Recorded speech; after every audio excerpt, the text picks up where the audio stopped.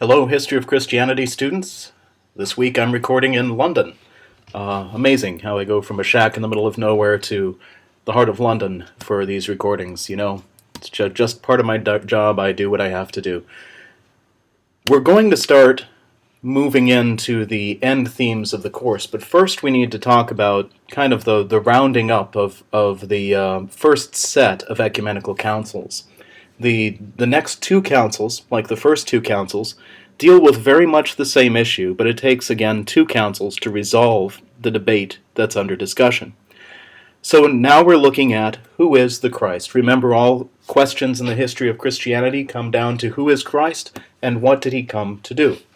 This is no different. The third and fourth ecumenical councils deal with who is the Christ, now in his human nature as opposed to the questions about his divine nature. And I subtitled this, and you thought the Arian stuff was bad.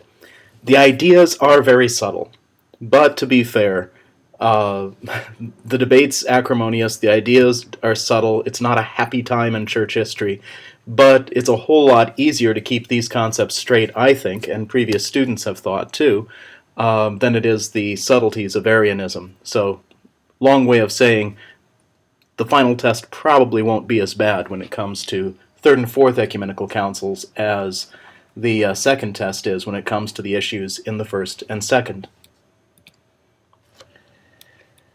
For the rest of the semester, we're going to cover a finite number of things, if at all possible. We're going to try to stay on track, in other words. So we're going to be looking at the controversy and division in the East. This relates to the third and fourth ecumenical councils. By the end of the fourth ecumenical council, there are two groups in the East that are no longer communing each other and barely talking to each other. In reality, they tend to have almost the same theology, almost the same practice, almost the same everything for the next 1,500 years, but to this day, we're at odds with each other, the Eastern Orthodox and the Oriental Orthodox. Not that we dislike each other, it's really a bunch of radicals, mostly on my end of the debate, who are preventing a reunion. And a reunion has been proposed many times of the Eastern and Oriental churches, and it just hasn't properly happened. We tend to look the other way when questions of unity come up and just accept people from one group into the other church. But clearly the Oriental Orthodox are more open to reunion than my group, the Eastern. Again, it's only a small group of radicals who are preventing the union, but it's something we need to talk about. So when I talk about Pope Shenouda, technically, I'm not supposed to commune in the churches of Egypt. They're not supposed to commune at 12 Holy Apostles here in town, but as a practical matter, if there's nowhere else to go, all the bishops involved will look the other way because the churches are that close, and we do see ourselves as one Eastern Orthodox family.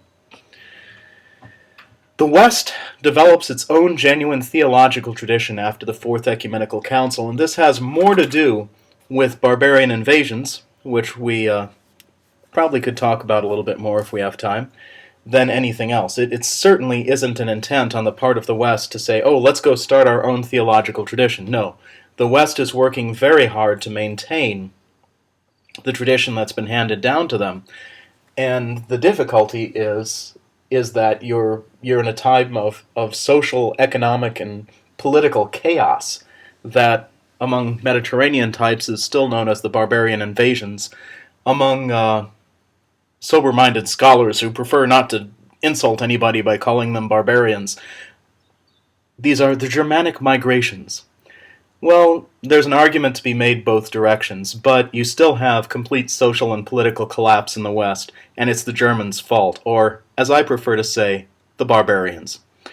Okay, but along with this, there are several church fathers who become giants of the Western Christian tradition, and I'm going to focus on four of the biggest and most important: Jerome, who translated the Bible into Latin; Benedict, the father of the Western style of monasticism; Augustine, another father of Western monasticism, but one that didn't become as overwhelmingly popular, and kind of came back with the Augustinian canons a few centuries after Augustine's death; and Gregory I, who was Pope of Rome. We'll talk about the Pelagian controversy in the West and how it led to some theological issues that still, and I think irreparably, divide East and West today. When you talk about the division between East and West, there's a lot of discussion on the so-called filioque clause, a phrase that's added to the creed, but that really had very little to do with actual theological division. Some folks get a bit excited then and say, well, if the filioque clause had very little to do with the actual division between East and West, maybe it's just a misunderstanding and we can all get back together and be one big happy church family again.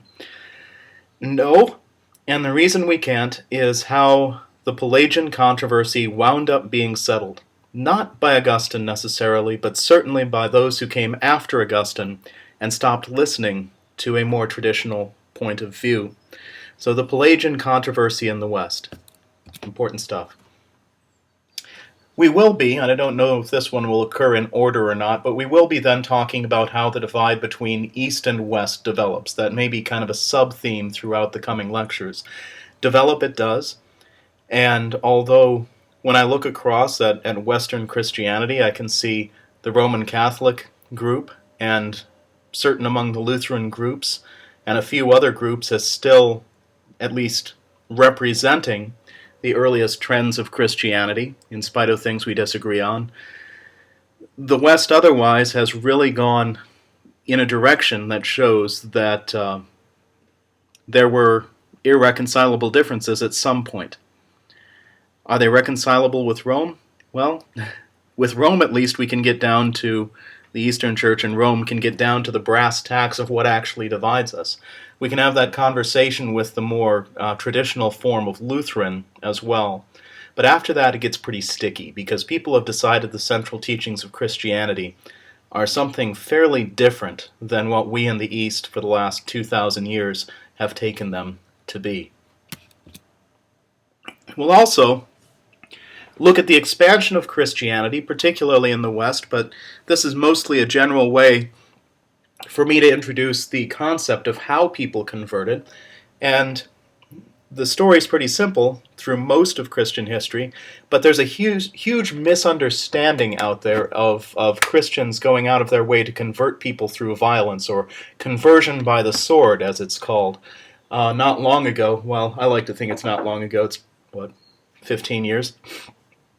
I have a colleague who tried to write an article on conversion by the sword.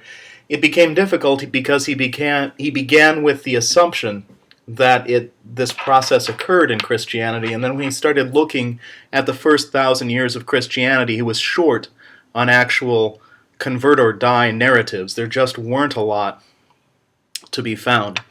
How did Christianity expand then, and what in the nature of Germanic tribes led to these kind of weird mass conversions where everybody converts to Christianity without knowing really what they're converting to? That's another thing that bothered the East. Quite frankly, it bothered most of the sincere Christians in the West. You've got waves of Germanic tribes converting as tribes, but they know nothing about the Christian lifestyle. They've had no catechesis. They're just jumping on the tribal bandwagon.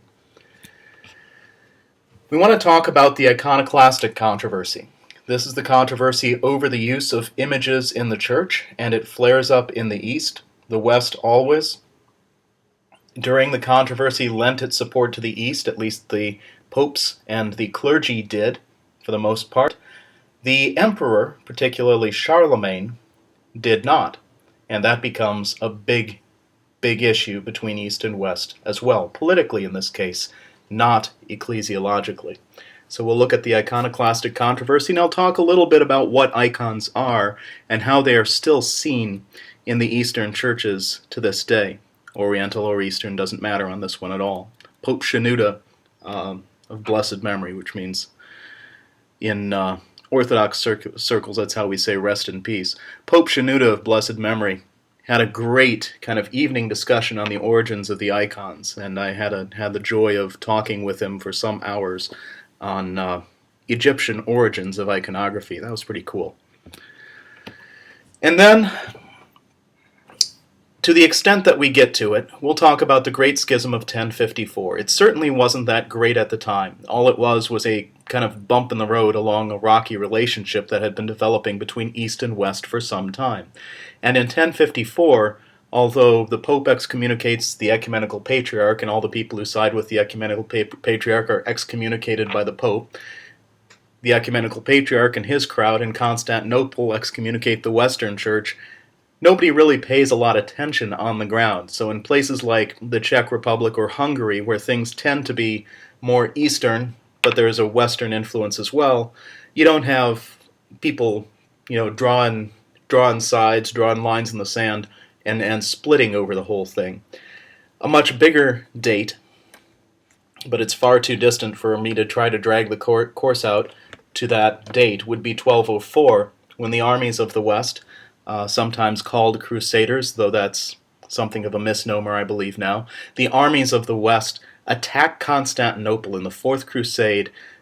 They never get to Islamic lands, and I don't think any of the Crusades were really targeting Islam at all. Neither does Dr. Stanfield Johnson. We think that's kind of a mess-up. The Crusades were targeting Byzantine Christianity, and it was a land grab. It was a political land grab, and the lands they took were Eastern Christian lands. But the Fourth Crusade was particularly horrendous because the Crusaders raped and pillaged their way across a Christian city, the greatest civilized city in the region, to be sure, and I would suggest in the world at the time, was Constantinople. And it fell to the Crusaders. And this event, as much as anything, cemented the difference between East and West. Much to the Pope's credit, he didn't command it. He was appalled at what had occurred when these armies surrounded Constantinople and destroyed it. He excommunicated the leaders, but by the same token, he said, well, this is a good chance to bring the Eastern Christians under the papacy. There's a silver lining to every crusade, I guess. But keep that in mind. These things are complex issues. Great Schism of 1054, the division between East and West. So let's start with laying the foundations for the Third and Fourth Ecumenical Councils. And the foundations are actually laid while the Second Ecumenical Council is brewing, and before it actually occurs, the controversy, or the terms of the controversy, are articulated. At the root of the whole thing is another paradox, how God can be one and three. Paradox. It's the nature of God to be so. But there's another paradox that's clear in the Gospels. The Niceno-Constantinopolitan paradox, how could there be one God in three persons? This gives birth, once they start talking about it, to a further discussion of the paradox of how Jesus could be both completely human and completely God, or just how the two natures, the divine nature and the human nature in Jesus, relate to each other. Almost everybody involved, with the exception of extreme radicals on either side, almost everybody involved would recognize that Jesus was both fully divine and fully human. The question is how those two natures actually connect, and how you divide them so that when talking about Jesus as a human, and when talking about Jesus as God, you do so correctly, as the apostles did. The source of the debate, and one of the more radical folks, probably the most radical on one side, is Apollinaris of Laodicea. 363 CE, just at the end of the reign of Julian the Apostate. So during that period of time when people are open to have a lot more freer discussions about the things of the Christian faith than they had been before. 363 CE. He proposed that the Christ was a single unified nature, which was a composite, a blending of the human and the divine. Now, how is it blended, or what parts, when you look at Jesus, can you say are God parts, and what parts are person parts?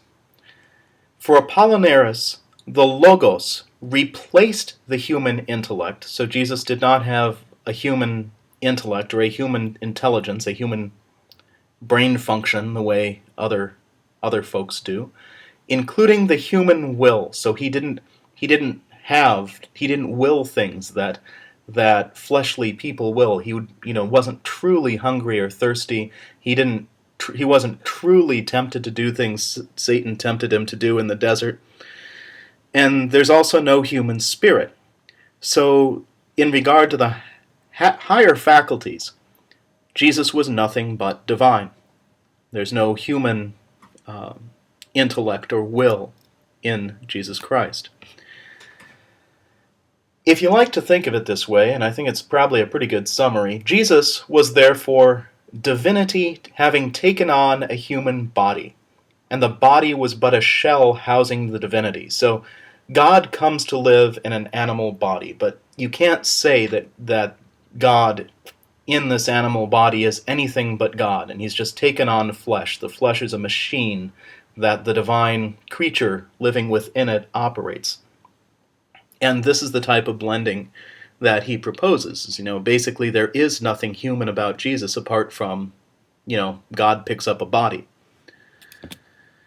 The Cappadocians, note this is in 363, the same time the Cappadocians are hearing other things, and Apollinaris of Laodicea, happened to have it particularly, he was in close proximity to the Cappadocians. Gregory of Nyssa and Gregory of Nazianzus particularly object when they hear his reasoning. It doesn't fit with the tradition that's been handed down. Now, if you wanted to choose your enemies, these were not the people to choose. They were after Athanasius of Alexandria, these were the heirs to the intellectual tradition of Christianity. And they tended to be, just dropped a coin on the table. They tended to be, tended to win debates when you got into it with them. They tended to be highly respected by everybody else. What was handed down, and how does Apollinaris of Laodicea veer from it? They say, if Apollinaris is correct, it follows that God did not truly become human, since human beings are far more than just a body. He was just walking around in a human body, but he never truly became human. It seems to them almost like some form of creepy Gnosticism. Jesus comes and walks around in a shell, and they accuse him of having picked up some of these ideas from the Gnostics, which is a vicious thing to accuse somebody of, but the accusation sticks. He also could not have truly been tempted, because God can't be tempted. God is above temptation. He could not have truly suffered. He would have felt some pain in his flesh, but God is above feeling. And if Jesus was only God, then the thing on the cross was just his shell dying. Again, it looks mighty Gnostic after you've read the Gospel or the Apocalypse of Peter and the Gospel of Judas. And he never could truly experience the struggles of our human condition. The reason he became human is so that he could experience the struggles and the pain and anguish that we experience, so that he is like all the rest of us except without sin. That's the Jesus of the Scriptures. He was human. He was one of us. He suffered. He hurt. He cried when his friend died, Lazarus. And this is not the Jesus that Apollinaris is presenting. The Scriptures show a very different picture. The real issue is best expressed by Gregory Nazianzus. For that which he has not assumed, he has not healed. But that which is united to his Godhead is also saved. If Jesus didn't truly become human, then he didn't, by virtue of the incarnation, heal humanity. He simply picked up a human body, went through some motions. What heals us, according to the Scriptures and according to the tradition of the apostles, what heals human sin is God becoming human and suffering, though innocent, for the sins of the world. Behold the Lamb of God who takes away the sins of the world. Well, how can he do that, since sin is a human thing and this isn't really a human being? His unity with humans is what guarantees that salvation works. God became human, says Athanasius of Alexandria, so that human beings might become divine. It's an exchange of natures, the great exchange. That which is united to his Godhead is also saved. By uniting a full human being to his divine nature, by becoming fully human, he saves all of humanity. He saves the full person that is attached to him through sacrament and faith. So, that which he has not assumed, he has not healed. That which is united to his Godhead is also saved.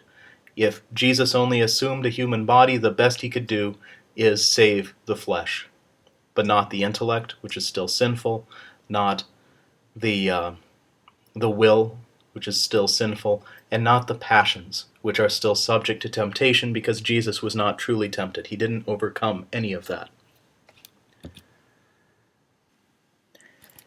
If we think about it, we can recognize in Apollinaris of Laodicea the old tendency of over-rationalizing a mystery. This was simply not something that the human mind could grasp, how the divine and human worked in Jesus Christ. His position was identified as erroneous by those at Constantinople in the Second Ecumenical Council in 381, and it was condemned there. We may call this the first resolution of the issue. Now, there aren't any strong statements in the Creed that clearly condemn Apollinaris from our point of view, though the claim that Jesus became human was understood to mean that he became fully human, and this at least would exclude Apollinaris, who had some kind of a weird Jesus shell walking around with the Logos in it. To the Church of Antioch, the condemnation of Apollinaris was well and good, but it revealed a problem in Alexandrine Christianity, a chronically flawed thinking on the part of the Christians in Alexandria, according to the Antiochene Christians. Now, why does Antioch believe that they have any business standing up and complaining about Alexandria? After all, Alexandria just settled the problem of Arianism in the First and Second Ecumenical Councils. Well, it's because Antioch is the place where Christians were first called Christians, and they still maintained an awful lot of the oldest traditions of the church. In particular, they tended to be more Semitic in their thinking and in their language. The Syriac language, East Syriac or late Aramaic, which Jesus spoke when he was hanging around with the disciples at least some of the time. He also spoke Greek, we know that from the type of quotations used. The East Syriac language was still used by the Antiochian church. The Alexandrian church was far more Greek in its language and thinking. You can see it in the use of language, the interpretation of texts as well. The Alexandrian church is far more interested in the type of allegorizing that you get from Greek philosophy, talking about the symbolic interpretations of the scriptures, rather than the more straightforward approach of the Antiochenes. So Antiochene thinking tends to be more Semitic, Alexandrian more Greek. According to Antioch, Apollinaris had blended Greek and Christian categories in a way that was all too typical of those darned Alexandrians. They're doing this all the time, and I'm sure Athanasius turned out okay, but there's a tendency over there in Alexandria that somebody should do something about, and we as the Antiochian Church, the oldest of the great archdioceses of the great patriarchal sees of Christianity, we're going to at least mention that this is a problem. The Antiochians' reading of the Scriptures, and this goes along with the previous point that they have a more Semitic approach, while far from what modern readers would call literal, was far more literal than the very symbolic reading of Origen, which was the tradition of Alexandria. So how do you interpret the Scriptures? Now, no one would stand up and say that the Alexandrians have no business reading the Scriptures in a symbolic way. The Antiochians did as well. They just go overboard, and they need to stop. They need to have some boundary lines so they don't get off base.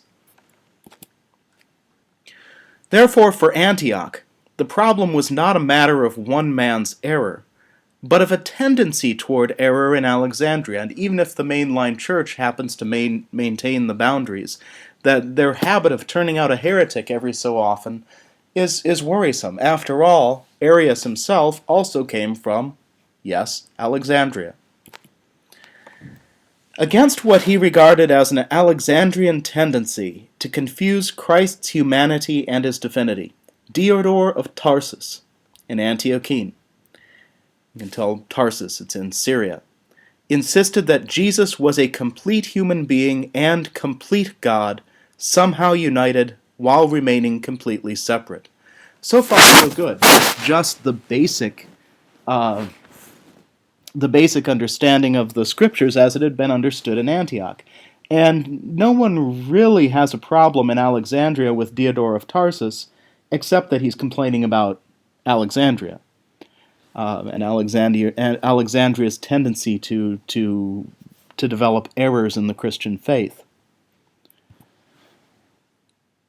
A problem comes with the students. Frequently, the people who start the ideas or the people who say something strongly for the first time are not the real problem, but the students become serious problems. Diodor of Tarsus had simply gone over the line of civility by accusing Alexandria of having gone too far with their philosophizing the faith. Theodore of Mopsuestia was Diodor's student, and he made the concepts involved much more radical. For Theodore, all of the sayings about Jesus must be attributed to his humanity or his divinity, but never both. In other words, he could go through the New Testament and say, okay, this is the human Jesus, this is the divine Jesus. This is the human Jesus, this is the divine Jesus. This becomes a problem for the Alexandrians, and even quite a few of the Antiochenes say, whoa, that's getting into some dicey logic, to be sure. To the Alexandrians, in other words, by the time you get to Theodore of Mopsuestia, you have an error in the opposite direction. Now, you might think that if you got the saner heads together of both groups and just had them talk with each other, they could have solved this. And you'd probably be right, with the exception of the political and personal feelings involved. There was an awful lot of pride about being Alexandrian if you were from Alexandria, and there's an awful lot of pride about being Antiochian if you were from Antioch. There is the belief that the other group isn't quite whippy. The Antiochenes, as we just talked about in the bullet points above, the Antiochenes thought the Alexandrians were just a little bit on the crazy side. They tended to allegorize the faith too much, use symbolic language too much in regard to the faith. The Alexandrians, for their part, knew that they were the intellectual powerhouse of Christianity. The Antiochenes were, the Syrians that is, a quaint backwater of the Christian movement. And if the church started there, that was lovely.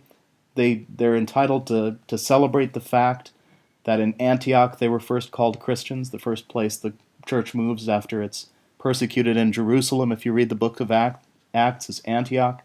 Well, good for them. They've got pride of place, but the real intellectual powerhouse is Alexandria. We were the ones who settled the first and second ecumenical councils. So there's an awful lot of cultural and political tension that develops between these two centers of Christianity in the late 4th and turn of the 5th century. Theodore of Mopsuestia, his solution appeared to the Alexandrians to have over-rationalized the mystery as well. In particular, it made a Christ with a severe personality disorder in which the divine Christ and the human Christ could be seen as separate individuals, occasionally at odds with each other. This is something of a multiple personality problem. For Theodore of Mopsuestia, as the Alexandrians read him, when Christ is agonizing in the garden over whether the cup can pass from him or not, it's truly the human Christ at odds with the divine Christ. It's kind of like Gollum trying to decide in the Lord of the Rings movies whether he's going to attack Frodo or not. And Christ is having this little debate with himself in the garden whether he's going to actually go through with it or not. The human Christ is arguing with the divine Christ. Theodore seemed to interpret it just that way. Well, this is a really creepy Jesus again, and not one that any Alexandrians wanted to follow. To be fair, that was much farther than Antioch tended to go. Theodore was an extreme proponent of this two natures argument in Christ. But Alexandria was pretty creeped out. To the erroneous emphasis on the divine at the expense of the human, the Alexandrians saw an equally erroneous splitting of Christ's personality. Nestorius puts this in some perspective, or gives a focus to what the Alexandrian complaint is. Nestorius was an Antiochene who had risen to be Patriarch of Constantinople, and he made the situation much worse. In Theodore's tradition of dividing the sayings of Scripture into parts pertaining to Jesus' humanity and parts pertaining to Jesus' divinity, Nestorius denied that Mary was the mother of God. Whoa, she had always been referred to as the mother of God. The shorthand word for Mary is Theotokos, the one who gives birth to God. More than God-bearer, it's the one who gives birth to God. Well, Nestorius said no. She didn't give birth to God, she gave birth to Christ. She only carried Jesus' human nature around in her womb, because she's not capable of carrying God in her womb, she only carried the human half. Now you have a slander not only of Christ, but of Christ's mother. What the word Theotokos does then is give focus to the side that says Theodore of Mopsuestia and Nestorius have gone too far. And in the word Theotokos then becomes a code word or a shibboleth for those who recognize the truth. We believe that Mary is Theotokos, the God-bearer, the God-mother, person who gives birth to God. Birth-giver of God, I guess, would be the best translation. Not just a birth giver to some human shell that's inhabited by God. You see, what's happening with the Alexandrians now, although Apollinaris of Laodicea tended to be more Alexandrian in his thinking, they see Nestorius as Jesus, a human Jesus attached to a divine Jesus, as something of the same error. Stated this way, the end result of Theodore's teaching contradicted many parts of Scripture and made Christ look like a pitiful hybrid to the Alexandrians. On top of this was a frustration of the Alexandrian church with the increased and to their way of thinking unjustified rise to prominence of the Antiochenes. The Antiochenes were, the place where Christians were first called Christians. Good for them. But they weren't the intellectual powerhouse of Alexandria, and the Alexandrians knew it. The Antiochenes, for their part, were surprised to think that Alexandria, who had come up with as many bad ideas as good ones, would be bragging about their dedication to philosophy. So there's an awful lot involved, and again, it's as political as anything else. Is Jesus some type of divine human hybrid that contradicts himself and has a personality disorder? Is that some type of Jesus that you want to follow? No. He was a unified being. It's slandering Jesus to make of him this weird golem creature arguing with himself in the garden.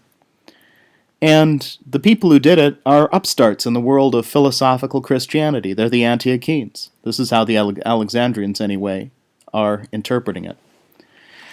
Bishop Kirill, or Cyril you'd say today, of Alexandria, took the opportunity to condemn Nestorius, and along the way, he pointed out the dangers of Antiochene thinking. If he just would have condemned Nestorius and said, okay, although you, in the Antiochene church,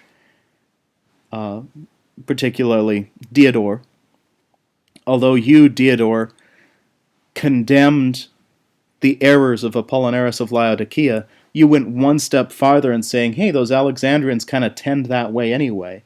If Bishop Kirill would have taken the high ground, and instead of saying, back at you, Nestorius is a heretic, and by the way, you Antiochenes tend that way anyway. If he would have just shut up, stopped it at condemning Nestorius, at this point, he probably would have had Antioch agree. But they're busy condemning each other for being generally erroneous. Over against an Antiochene Jesus who looked disturbingly divided against himself, Kirill insisted that Christ had one nature, or hypostasis, meaning that he was unified. There's only one personality in Christ. He's not a multiple personality type. Kirill did not mean to denigrate either Christ's humanity or his divinity, as had Apollinaris, making him just a human shell.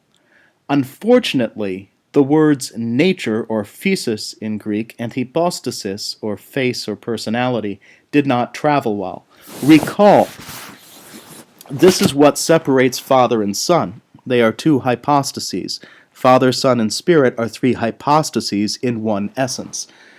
By saying that Christ had only one hypostasis, it looks as if Cyril is somehow combining the divine and human, that in a way that may be typical of kind of Apollinaris light.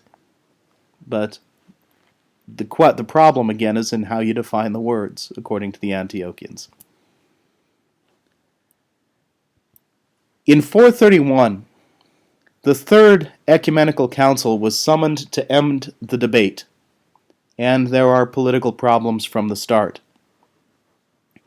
When the council was scheduled to begin, however, Nestorius was present, but his supporters as well as the Western delegation had not yet arrived. So it's not truly an ecumenical council. Not everybody's represented. Kirill of Alexandria demanded that the council begin anyway. Nestorius refused to appear in front of an obviously hostile group. Therefore, Nestorianism was condemned, and Nestorius was deposed in a single day. Well, to be fair, Arianism lasted just about as long. The problem is that Kirill of Alexandria believes that he can run the show, that he, as Pope of Alexandria, has the power simply to say, okay, there's enough present to condemn Nestorius, let's get this done and move on. And he winds up offending people who would otherwise agree with him. The Antiochenes and the Western delegation. He's looking kind of uppity. When the Nestorian supporters arrived, and many of them could have probably been swayed against Nestorius as well, they held their own council and returned the condemnation. Not because, they're in it for discussion and they believe in firm conviction that Kirill is wrong. The Nestorians, many of the followers, wind up turning on their own position. The problem is that Kirill of Alexandria at Ephesus had gotten things rolling his own way, had started things without everybody being present. There's a lot of personal hurt feelings, I guess, or resentment that this is supposed to be a full council and Kirill has hijacked it. It's more than hurt feelings, isn't it? It's a pretty serious charge. Rome, under Pope Celestine, had sided with Cyril against the Nestorians and Nestorius. When they finally did arrive, they put their support behind the Alexandrians because they agreed with the Alexandrian position anyway. The Western delegation said, yep, Alexandria is right, but they were concerned too that Kirill had moved so quickly. The result is a political split of about 2 years where people aren't really talking to each other. It should have ended with the formula of reunion, 433. The formula represents, if you like, the second resolution of the issue. The first was all the way back in Constantinople.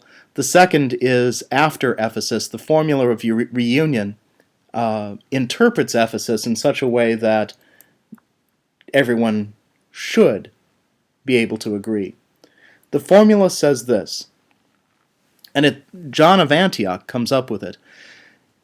John of Antioch was one of Nestorius' putative supporters, but he agreed that Nestorius had gone too far.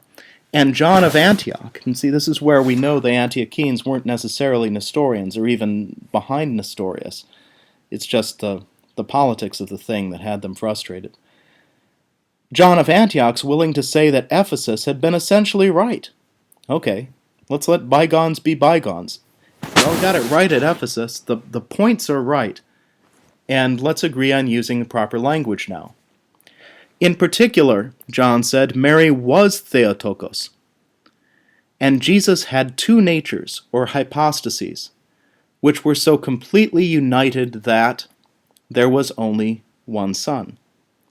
Now, the word hypostasis doesn't travel back to Antioch or to Alexandria very well because he's just used a word that says Jesus has two personalities. But, he's willing to negotiate, and he's willing to use the idea of nature or physis rather than hypostasis if that's what it takes. The key is there is only one Son. He is a unified entity. He's not half God and half human. He's not God on some pages of scriptures and human on the other. He is Jesus Christ, God and human, the God-man. And Mary gave birth to God. So the formula, in principle, is something that everyone is trying to preserve. The language, again, becomes problematic, but John is willing to negotiate. Eventually, we can say, nothing about the formula would be denied by any of the sides involved. There is somehow a divine and human in Jesus. Mary was Theotokos. The Nestorians are the only ones who keep objecting to that. But the Alexandrians and the people who aren't just, flat out Nestorians are basically on the same page here. There is only one Son, to be sure. Eventually, nothing about the formula would be denied by any of the sides involved, though the language would be modified and changed once again to make sure that it was clear. John had gone to great lengths to try to reunite the two factions. However, none of the major players trusted each other, and that's the worst of it. Rather than Alexandria saying, wow, we always thought John of Antioch was a Nestorian, and now he's come out and said we got it right at Ephesus. And he wants to just, hash out some language that makes it clear what the scriptures clearly say about Jesus Christ. But he's still from Antioch, and we don't trust him. And the Antiochenes don't trust the Alexandrians much either. The Alexandrians were convinced that this was somehow a shell game, and that underneath John's perfectly genuine attempt to say, hey, let's sort this out. Yes, Nestorius was wrong. Wait, you can't say Nestorius is wrong. You're one of his supporters, or you used to be. Well, no, he's wrong. I've decided he's wrong. The Alexandrians say, nope, there's something going on here. There's no way the Antiochenes would simply flip on their position. You see, the Alexandrians had assumed that since Nestorius was from Antioch, that the Antiochenes would simply be far more supportive of him than they actually were. Well, they weren't supporting him because, as John of Antioch said, he's wrong. And the Alexandrians don't believe him. Nasty. The Antiochenes said, well, we don't trust you either. You must be up to something.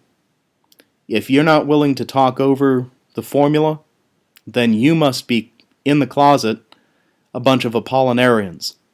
You're just waiting to spring on us the idea that Jesus is just a shell with God walking around in him. Okay. We're going to pause it right there for now, because that gets us through Ephesus and the tangled mess that is the politics of the 5th century in the church. If there's one thing you should be taking away from this, it's that this debate should have been clear-cut. The reason it wasn't had more to do with cultural differences, some of the fissures between and rivalries between one group and another than it did with the actual doctrine. The language is a problem only to the extent that people are willing to say, well, if you keep using those words, we're not interested in continuing the conversation. Language is flexible, and it becomes an excuse, really, to maintain division in the course of the debates of the third and fourth ecumenical councils. It's an excuse rather than a genuine reason. After all, the whole point was finding acceptable language in the Arian controversy. It should work the same way here, and that's what John was trying to do. Okay, hold on to that. We're going to pause right there and call this the first of the lectures that I'm sending your way. I'll have another shorter lecture finishing things up through the Fourth Ecumenical Council, and then I'll have a lecture hopefully also posted to you sometime this weekend, which will begin discussion of the barbarians or the West. I haven't decided which, but those are going to be posted rather soon. Talk to you later. Bye.